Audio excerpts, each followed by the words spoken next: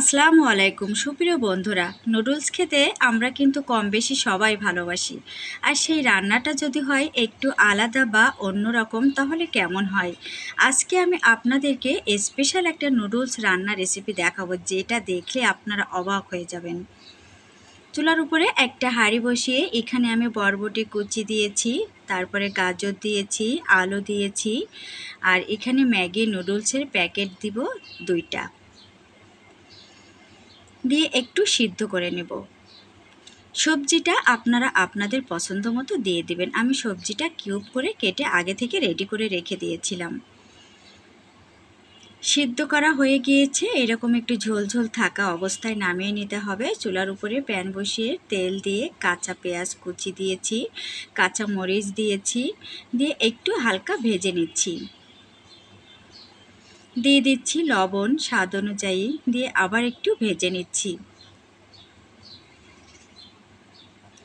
দিয়ে দিচ্ছি নুডলসের ম্যাগির ভিতরে যে মশলাটা থাকে সেই মশলার 2 প্যাকেট এখানে দিয়ে দিয়েছি, দিয়ে আবার একটু নাড়াচাড়া করে ভেজে নিচ্ছি।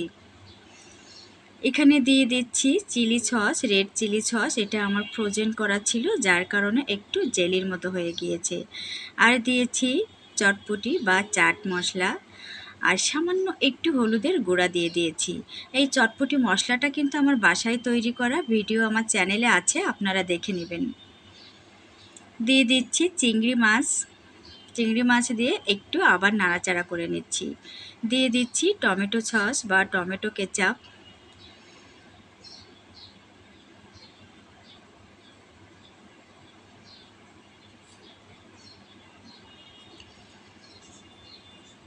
এখন এখানে দিয়ে দিচ্ছি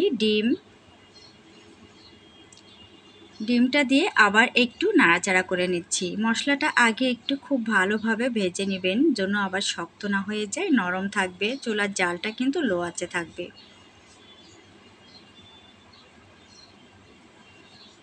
ডিমটা দিয়ে খুব ভালোভাবে মিক্সড করে আগে থেকে সিদ্ধ করে রাখা নুডলস এবং সবজি একসঙ্গে এখানে ঢেলে দিয়েছি।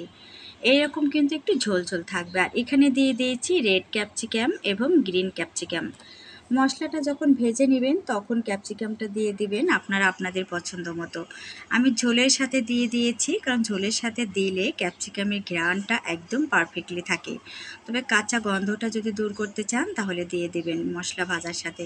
একটু মটরশুঁটি দিয়ে দিয়েছিলাম, দিয়ে ঢাকনা দিয়ে ঢেকে একটু জাল করে নিয়েছি। এখন দিয়ে দিচ্ছি সাদা গোলমরিচের গুঁড়া, আর দিয়ে দিচ্ছি ম্যাজিক মশলা এখানে 2 প্যাকেট দিয়ে দিবেন।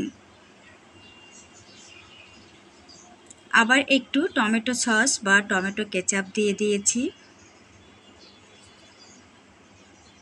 তৈরি হয়ে গেল আমার নুডলস। দেখেন কালারটা কতটা পারফেক্টলি হয়েছে, মার্ভেলাস হয়েছে, একটু ঝোলঝোল থাকবে।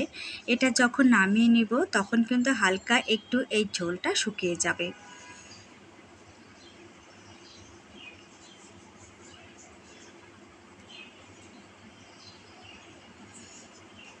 আমি একটু এভাবে মাখো মাখো করে নিয়েছি। দেখেন কত ইয়ামি হয়েছে,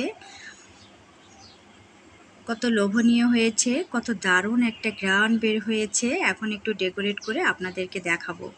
মাশাআল্লাহ, দেখতেও অনেক পারফেক্টলি হয়েছে। এটা যে কোনো ছোট বড় বাচ্চা অতিথি আপ্যায়নে দিলে তারা খুব মজা করে অনায়াসে খেয়ে নেবে।